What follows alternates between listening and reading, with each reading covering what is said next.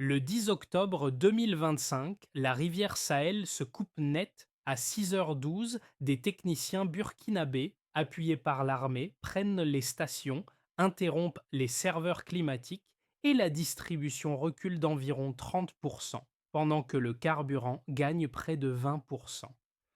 Dans les files d'attente et sur les marchés, que signifie ce choc quand Ibrahim Traoré dit reprendre une ressource vitale au prix d'une incertitude immédiate? À Ouagadougou, entre comité de quartier, menaces de sanctions et notre eau, notre droit, l'après 10 octobre redessine déjà plus nettement les rapports de force. Ce récit fait une promesse simple et exigeante: comprendre ce qui est réellement en jeu lorsque l'eau devient un acte politique et mesurer les conséquences concrètes derrière un geste spectaculaire. Le bénéfice pour le lecteur est clair: distinguer les risques immédiats des transformations plus profondes sans slogan ni dramatisation excessive. Il ne s'agit pas seulement d'une fermeture technique, mais d'un basculement qui touche la souveraineté, l'économie quotidienne et la cohésion sociale dans un pays déjà sous tension structurelle. En suivant la décision d'Ibrahim Traoré pas à pas, l'analyse montrera comment un choix administratif traverse simultanément les institutions, les marchés et la vie ordinaire. L'enjeu central se précise ainsi: un État peut-il reprendre le contrôle d'une ressource vitale sans fragiliser son tissu social et productif? À chaque étape, il faudra tenir ensemble deux réalités inconfortables: l'urgence subie par la population et l'ambition stratégique affichée par le pouvoir. C'est dans cet écart, souvent mal lu, que se joue l'essentiel. Non pas juger un geste isolé, mais comprendre ce qu'il révèle d'un pays confronté à ses dépendances invisibles. En moins de 24 heures, une décision administrative devient un choc systémique mesurable. Dans plusieurs zones urbaines et rurales, l'approvisionnement en eau recule d'environ 30%, un chiffre qui s'impose avant toute interprétation. Ce constat brut ne suffit pourtant pas. Il révèle surtout une dépendance longtemps normalisée, rendue visible au moment précis où Ibrahim Traoré ordonne la fermeture de la rivière Sahel. Avant le 10 octobre 2025, l'accès à l'eau semblait stable. Les robinets coulaient, les cycles d'irrigation se maintenaient et l'ensemble du dispositif donnait l'illusion d'un équilibre fonctionnel. Mais cette stabilité reposait sur des infrastructures héritées de plusieurs décennies, conçues, contrôlées et maintenues par des acteurs extérieurs, avec des contrats peu lisibles pour l'État burkinabé. L'eau circulait sans que le pays maîtrise pleinement quand, comment et pour qui elle circulait. Après la fermeture, la rupture agit comme un révélateur. Les stations de pompage, les données climatiques et les systèmes automatisés cessent d'être des éléments techniques neutres pour devenir des leviers politiques. En intervenant sur ces chaînes invisibles, Ibrahim Traoré ne coupe pas seulement un flux hydraulique, il expose la fragilité d'un modèle où la souveraineté était partielle, fragmentée, souvent déléguée par défaut. Ce basculement modifie immédiatement la lecture extérieure. Sur les marchés internationaux, la décision est interprétée comme un signal de risque. Des institutions financières, la Citikin évoquent des mesures de rétorsion, tandis que des entreprises opérant autour de la rivière commencent à recalculer leurs pertes potentielles. La question n'est plus uniquement hydraulique, elle devient économique et diplomatique. Dans le même temps, à l'intérieur du pays, une autre dynamique se met en place. Là où l'extérieur voit une instabilité, une partie de la population perçoit une reprise de contrôle longtemps différée. Ce contraste installe le cadre du récit. Entre fragilité immédiate et aspiration à l'autonomie, le Burkina Faso entre dans une zone grise où chaque choix produit des effets en chaîne, sans mode d'emploi préexistant. Pour saisir l'impact concret de la fermeture, il faut quitter les communiqués et regarder la traduction immédiate dans la vie ordinaire. À Ouagadougou, dès les premiers jours, l'eau n'arrive plus de manière régulière. Les quartiers s'organisent par créneaux, improvisent des circuits de distribution et négocient l'usage de chaque réserve disponible, souvent sans cadre formel. Les files d'attente deviennent des lieux d'échange d'informations où circulent rumeurs, ajustements pratiques et décisions collectives prises à la hâte. Dans ce contexte, la figure politique reste présente sans être lointaine. Le choix attribué à Ibrahim Traoré sert de repère quotidien, discuté sur les marchés et dans les cours familiales. Des comités de quartier émergent, parfois éphémères, parfois plus structurés, pour répartir l'eau restante et prévenir les tensions. Leur logique est pragmatique. Éviter les conflits, maintenir un minimum d'équité, tenir jusqu'au lendemain. Plus au nord, près de Kongoussi, l'impact prend une autre forme. L'agriculture dépend étroitement de l'irrigation et la baisse de l'approvisionnement menace des cultures déjà fragiles. Là aussi, la réponse ne vient pas d'abord de l'État. Des agriculteurs réhabilitent d'anciens canaux abandonnés avec l'appui d'ingénieurs locaux afin de contourner partiellement les ruptures et préserver une part minimale de la production. Ces microcas dessinent un même constat. La fermeture agit comme un révélateur des capacités internes du pays. Elle met en lumière ce qui manque, mais aussi ce qui existe déjà, resté invisible tant que le système extérieur fonctionnait. Le choc initial fait émerger des acteurs intermédiaires entre l'État et la population, qui prennent des responsabilités concrètes. L'enjeu devient alors lisible. Comment tenir ici et maintenant quand la stabilité se fragilise? La décision du 10 octobre 2025 ne s'inscrit pas comme un épisode isolé, mais comme le déclencheur d'une mécanique en 3 temps où chaque phase amplifie la suivante. Lorsque Ibrahim Traoré ordonne la fermeture de la rivière Sahel, l'acte est pensé comme une affirmation immédiate de souveraineté. Sur le plan technique, il s'agit d'interrompre des systèmes automatisés contrôlés depuis l'extérieur. Sur le plan politique, le message est sans ambiguïté. L'État burkinabé reprend la main sur une ressource vitale, sans négociation préalable ni période de transition.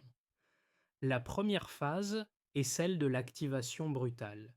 À l'aube, des équipes locales, appuyées par des forces de sécurité, prennent le contrôle des stations et coupent les serveurs liés à la gestion hydraulique. En quelques heures, une chaîne de dépendance jusque-là invisible se rompt. Les administrations nationales improvisent des réponses, les opérateurs privés cherchent des informations fiables et les partenaires étrangers comprennent que la décision n'est pas symbolique mais opérationnelle. L'effet de surprise est total, autant à l'intérieur du pays qu'au-delà de ses frontières. Vient ensuite le temps du pic de tension. À mesure que les conséquences se matérialisent, la fermeture cesse d'être un geste abstrait pour devenir une crise tangible. L'approvisionnement en eau diminue sensiblement, l'agriculture ralentit et les coûts logistiques augmentent. Le carburant, déjà sous pression, devient plus cher, entraînant une hausse en chaîne des prix. Les marchés réagissent avec nervosité et certaines entreprises étrangères annoncent rapidement des pertes significatives. Dans plusieurs capitales occidentales, le vocabulaire se durcit. Des institutions financières évoquent ouvertement des sanctions ou des suspensions de financement. Le geste d'Ibrahim Traoré est désormais interprété comme un facteur d'instabilité régionale. Cette phase cristallise une divergence de lecture. À l'extérieur, la fermeture est perçue comme un risque excessif pour un pays déjà vulnérable.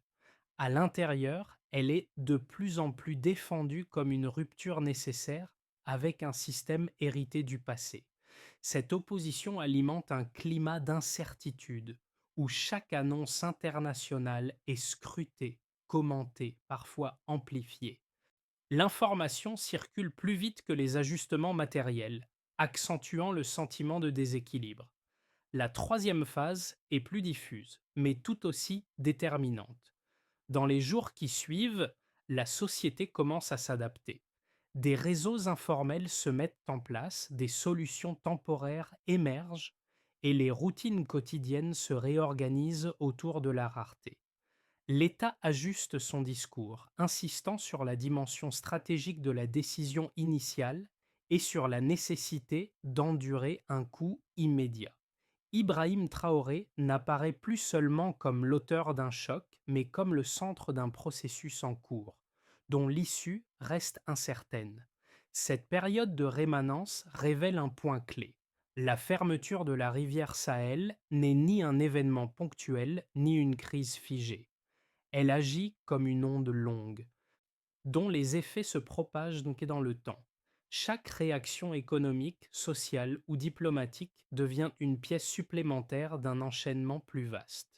Le pays entre ainsi dans une phase où chaque décision future sera jugée à l'aune de ce moment initial et où le coût immédiat est constamment mis en balance avec la promesse d'une autonomie durable. C'est dans cette succession rapide, activation, tension, adaptation, que se dessine le véritable enjeu. Non pas seulement ce qui a été fait, mais ce que cette séquence rend désormais impossible à ignorer. Avant le 10 octobre 2025, l'approvisionnement en eau du Burkina Faso était perçu comme relativement stable. Après la fermeture de la rivière Sahel, il recule d'environ 30% dans plusieurs zones urbaines et rurales. Ce basculement chiffré constitue le premier indicateur tangible de la crise. Concrètement, cette baisse signifie des cycles d'irrigation raccourcis, des coupures plus fréquentes dans les villes et une pression accrue sur les points de distribution alternatifs. Le chiffre ne décrit pas une panne localisée, mais une fragilisation systémique. Lorsque le dispositif central s'interrompt, aucune solution de remplacement n'est immédiatement opérationnelle à l'échelle nationale. Un second indicateur apparaît rapidement dans les semaines qui suivent. Le prix du carburant augmente d'environ 20%, sans lien direct apparent avec l'eau, mais comme conséquence indirecte de la rupture. Les chaînes logistiques se désorganisent, les coûts de transport et d'importation grimpent, et l'incertitude politique alourdit les anticipations. Pour les ménages, cette hausse se traduit par un renchérissement des denrées de base. Pour les entreprises, elle réduit les marges et retarde les décisions d'investissement. Le choc hydraulique se diffuse ainsi dans l'ensemble de l'économie quotidienne. Un troisième ensemble de données concerne les acteurs économiques étrangers. Dans les 2 mois suivant la décision, plusieurs entreprises opérant autour de la rivière Sahel enregistrent des pertes estimées entre 25% et 40% de leurs bénéfices. Cette chute rapide met en lumière la dépendance de leur modèle à un accès garanti, peu contesté, à la ressource. Elle montre aussi que la décision prise par Ibrahim Traoré ne se contente pas de déplacer le problème. Elle redistribue brutalement les coûts entre acteurs locaux et internationaux, en exposant des vulnérabilités longtemps masquées. Pris séparément, ces chiffres pourraient être interprétés comme les signes d'une crise aiguë. Pris ensemble, ils racontent une histoire plus nuancée. Avant, la performance apparente du système dissimulait son obsolescence et son inadéquation aux besoins locaux. Après, la rupture rend visible des failles structurelles ignorées tant que les flux restaient non continus. Les données deviennent alors un outil politique autant qu'analytique. Elles servent à alerter sur les risques immédiats, mais aussi à justifier l'idée qu'un équilibre ancien était artificiel. La question centrale n'est donc pas seulement de savoir si ces indicateurs sont inquiétants. Elle consiste à déterminer ce qu'ils mesurent réellement. Sont-ils le symptôme d'un échec durable ou le prix mesurable d'une transition encore inachevée vers une gestion autonome? À ce stade, les chiffres ne tranchent pas.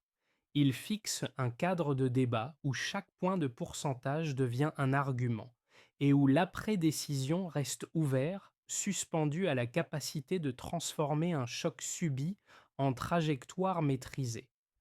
La fermeture de la rivière Sahel a rapidement cristallisé deux interprétations opposées, chacune appuyée sur des arguments cohérents. La première lecture, portée par des économistes internationaux et plusieurs institutions financières, met en avant le risque systémique. Selon cette analyse, l'interruption brutale d'un flux vital désorganise l'économie réelle. La baisse de l'approvisionnement en eau freine la production agricole, perturbe les services urbains et alimente l'inflation. Dans ce cadre, la hausse du carburant et la contraction des marges des entreprises ne sont pas des effets secondaires, mais des signaux d'alerte avancés. Le raisonnement est linéaire. Une ressource mal sécurisée affaiblit la croissance, décourage l'investissement et expose le pays à une instabilité prolongée. De ce point de vue, la décision associée à Ibrahim Traoré crée davantage de vulnérabilité qu'elle n'en résout, surtout dans un contexte régional déjà tendu. La seconde lecture, défendue par des analystes africains et des acteurs locaux, renverse la perspective sans contester les faits. Elle part du principe que la stabilité antérieure était trompeuse. L'accès régulier à l'eau reposait sur des infrastructures obsolètes, contrôlées par des intérêts extérieurs et peu adaptées aux besoins nationaux. Dans cette optique, la fermeture n'est pas un geste irrationnel, mais une mise à nu volontaire d'une dépendance structurelle. Le choc est assumé comme un passage obligé. Les pertes économiques à court terme sont interprétées comme le coût d'entrée d'une reprise de contrôle, destinée à renforcer la résilience à long terme. Ces deux thèses s'opposent moins sur les chiffres que sur leur interprétation et sur le calendrier. Les données sont largement partagées. Baisse de l'eau, inflation, perte pour les entreprises. Ce qui diverge, c'est le sens qu'on leur attribue. Les critiques y voient la preuve d'un danger immédiat. Les défenseurs y lisent aussi que la confirmation que le système antérieur était intenable. Ibrahim Traoré apparaît alors moins comme un décideur isolé que comme un catalyseur, accélérant une confrontation entre sécurité à court terme et autonomie stratégique. La réponse se situe probablement dans un entre-deux inconfortable. La fermeture crée des risques réels, mais elle révèle aussi des marges de manœuvre ignorées tant que la dépendance restait masquée. Le véritable enjeu n'est donc pas de trancher entre audace et imprudence, mais d'évaluer si l'État est capable de transformer un choc subi en trajectoire maîtrisée avant que les coûts sociaux ne deviennent irréversibles. C'est là que se déplace le centre de gravité du débat. Ce basculement ne vient pas d'une annonce officielle ni d'un discours solennel. Il se produit plus discrètement au fil des semaines lorsque la fermeture de la rivière Sahel cesse d'être perçue uniquement comme un acte imposé d'en haut. La crise devient un point d'articulation autour duquel de nouveaux acteurs gagnent en importance sans attendre de cadre parfaitement défini. Là où les anciennes structures centralisées montrent leurs limites, des réseaux locaux prennent aussi la traîne de l'initiative. Comités de quartier, coopératives agricoles, ingénieurs indépendants et responsables communautaires commencent à combler les vides laissés par la rupture du système précédent. Cette dynamique n'est pas coordonnée par un plan unique, elle naît d'une nécessité partagée. Maintenir l'accès à l'eau et préserver une forme minimale de stabilité sociale malgré l'incertitude.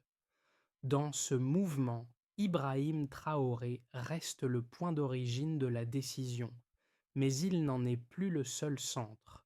Le rapport de force se déplace progressivement. L'autorité politique déclenche le choc, tandis que la capacité d'adaptation se diffuse ailleurs, au plus près du terrain. La fermeture agit alors comme un révélateur inattendu. Elle force l'émergence d'un acteur collectif, capable d'agir là où l'État seul ne peut pas intervenir assez vite. À partir de ce moment, la question change de nature. Il ne s'agit plus seulement de savoir si la décision était justifiée, mais de comprendre comment ce nouvel équilibre, fragile mais réel, va peser sur les conséquences concrètes à venir. Les effets de la fermeture de la rivière Sahel se listent désormais dans des réalités très concrètes, différentes selon les acteurs concernés, mais étroitement imbriquées. Pour l'État burkinabé, la décision marque une reprise de contrôle symbolique, immédiatement assortie de coûts élevés. Les administrations doivent gérer une pression accrue sur les services publics, assurer un minimum d'approvisionnement et contenir les tensions sociales, tout en faisant face à un environnement diplomatique plus dur. Chaque jour devient un test de crédibilité. Maintenir l'ordre sans réprimer, expliquer sans promettre l'impossible, tenir une ligne politique sous surveillance constante. Dans ce cadre, le choix initial, associé à Ibrahim Traoré, engage durablement l'appareil étatique bien au-delà du geste fondateur. Pour les entreprises, les conséquences sont rapides et contrastées. Les sociétés dépendantes de l'eau voient leurs coûts augmenter et leurs marges se réduire, en particulier dans l'agroalimentaire et les activités de transformation.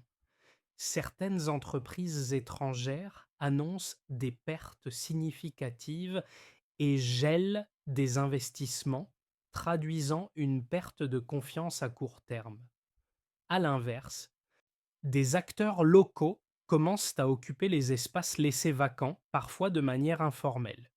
Cette recomposition crée de l'incertitude, mais elle ouvre leur seul d'abord aussi des opportunités pour ceux capables de s'adapter à un environnement moins prévisible et moins dépendant de flux externes stables. Les ménages ressentent la crise de manière plus directe encore. La baisse de l'approvisionnement en eau bouleverse les routines quotidiennes, tandis que la hausse des prix du carburant renchérit les transports et les produits de base. Les dépenses contraintes augmentent, surtout dans les zones urbaines. Les stratégies d'adaptation se multiplient: stockage, entraide, arbitrage difficile entre besoins essentiels. La solidarité joue un rôle central, mais elle a ses limites si la situation devait se prolonger. Ici, la décision politique se traduit en gestes quotidiens, parfois invisibles mais lourds de fatigue sociale. À l'échelle régionale, enfin, la fermeture agit comme un signal observé de près.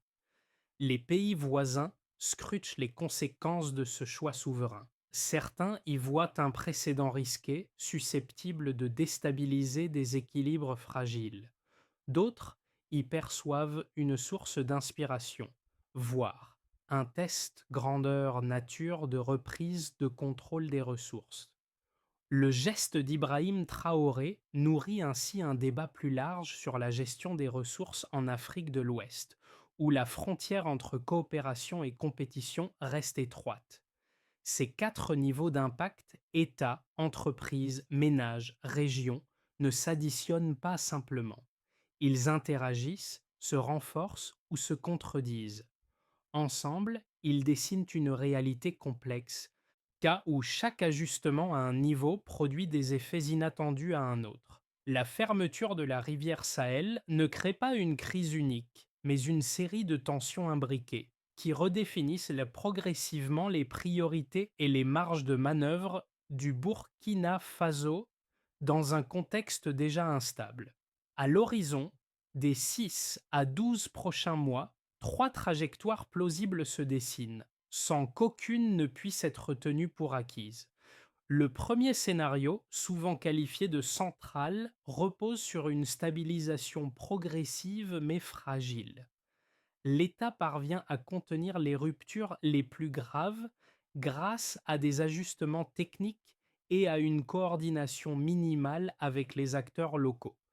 L'approvisionnement en eau reste contraint, mais devient plus prévisible. L'inflation ralentit sans disparaître et les tensions diplomatiques persistent sans basculer dans un isolement total. Ce scénario exige une gestion constante de l'urgence et une discipline politique élevée pour éviter l'épuisement social. Le scénario optimiste suppose un basculement plus profond. La crise agit alors comme un accélérateur de réformes. Les initiatives locales se structurent, les compétences techniques nationales montent en puissance et de nouveaux partenariats régionaux émergent. La gestion de l'eau devient plus décentralisée et mieux adaptée aux réalités du terrain. Dans cette configuration, la décision initiale portée par Ibrahim Traoré est relue comme un point de départ plutôt que comme une rupture isolée. Les coûts initiaux restent élevés, mais ils sont progressivement compensés par une dynamique de reconstruction et par un regain de crédibilité sur le plan régional. Le scénario pessimiste repose à l'inverse sur une accumulation de blocages. Les infrastructures peinent à être réhabilitées, les pressions extérieures y se durcissent et la capacité de l'État à amortir les chocs sociaux s'érode. Les pénuries se prolongent, les prix restent élevés et la fatigue sociale s'installe. Dans ce cas, la fermeture de la rivière Sahel cesse d'être perçue comme un acte stratégique pour devenir un facteur d'instabilité chronique. Face à ces trajectoires, une recommandation de fond s'impose. Si l'objectif est l'autonomie, alors chaque étape doit être séquencée, mesurée et ajustable. Aller vite peut être nécessaire, mais confondre vitesse et précipitation ferait basculer le pays vers le scénario le plus coûteux. Pour mesurer pleinement la portée de cette crise, il faut observer comment elle traverse des publics très différents, chacun affecté selon ses contraintes propres. Les jeunes urbains, d'abord, vivent la fermeture de la rivière Sahel comme une rupture brutale de leur routine. Les coupures d'eau désorganisent le quotidien, la hausse des prix complique les déplacements et les opportunités économiques se raréfient. Pourtant, cette génération transforme souvent la contrainte en engagement. Des réseaux informels se créent pour partager l'information, mutualiser les ressources et organiser une solidarité de proximité. La crise devient un espace d'apprentissage collectif où l'expérience politique passe par des gestes concrets plutôt que par des discours. Dans les zones rurales, la réalité c'est plus directement lié à la survie économique. L'eau conditionne les récoltes et toute perturbation se répercute immédiatement sur les revenus et la sécurité alimentaire. Les familles agricoles, réactives en des savoir-faire anciens, réhabilitent des canaux abandonnés et ajustent leurs pratiques culturales pour limiter les pertes. Cette adaptation n'efface pas la vulnérabilité, mais elle révèle une capacité à absorber le choc par l'entraide communautaire. Ici, la résilience ne se mesure pas en chiffres macroéconomiques, mais en continuité minimale de la production et de la vie sociale. Un troisième groupe prend une importance stratégique croissante, les techniciens et ingénieurs locaux. Longtemps cantonnés à l'exécution de systèmes conçus ailleurs, ils deviennent des acteurs centraux de la transition. Leur expertise est sollicitée pour maintenir les infrastructures, contourner les pannes et proposer des solutions adaptées aux contraintes locales. Cette montée en responsabilité redéfinit la place du savoir technique dans la gestion des ressources et modifie les rapports entre expertise, décision et terrain. Ces publics n'ont ni les mêmes priorités ni les mêmes marges de manœuvre. Pourtant, ils convergent sur un point essentiel, la souveraineté n'est pas abstraite. Elle se vit dans les arbitrages quotidiens, les solidarités construites et la capacité à tenir dans l'incertitude, sans garantie de retour rapide à la normale. À ce stade, la question n'est plus seulement celle du diagnostic, mais celle d'un chemin praticable pour sortir de la crise sans créer de nouvelles fractures. Une trajectoire crédible suppose une séquence lisible avec des responsabilités identifiables et des objectifs mesurables. Le premier levier consiste en un audit ciblé des infrastructures hydrauliques existantes, mené par des équipes nationales avec un appui technique ponctuel. Cet audit doit établir ce qui fonctionne encore, ce qui est obsolète et ce qui peut être réparé rapidement. L'enjeu n'est pas la perfection, mais une visibilité minimale pour décider et prioriser. La deuxième étape concerne le renforcement des capacités locales. Former et retenir des ingénieurs, des techniciens et des gestionnaires devient une priorité opérationnelle. Des programmes courts, orientés vers la maintenance, l'adaptation et la gestion de crise, et permettent de réduire la dépendance immédiate aux expertises extérieures. Cette montée en compétences raccourcit les chaînes de décision et améliore la réactivité face aux pannes ou aux ruptures imprévues. Troisièmement, la coordination avec les acteurs communautaires doit être formalisée sans être alourdie. Les comités de quartier et les coopératives rurales, déjà actifs sur le terrain, peuvent devenir des relais reconnus à condition de disposer de règles simples, de moyens limités mais stables, et de canaux de communication clairs avec l'administration. Cette reconnaissance réduit les frictions et transforme des initiatives dispersées en ressources collectives. Quatrième levier, la coopération régionale. Sans céder le contrôle, le Burkina Faso peut partager des données, des alertes et des solutions techniques avec ses voisins. Et cette approche diminue les risques de tensions inutiles et renforce la légitimité du pays dans les échanges régionaux, tout en sécurisant partiellement les flux critiques. Enfin, un dispositif de suivi doit être mis en place. Quelques indicateurs suffisent: accès à l'eau, délai de réparation, évolution des prix. Leur publication régulière permet d'ajuster la trajectoire et de maintenir un minimum de confiance. Dans cette logique, Ibrahim Traoré n'est plus seulement associé à la rupture initiale, mais à la capacité de transformer une décision risquée en processus gouvernable, étape après étape.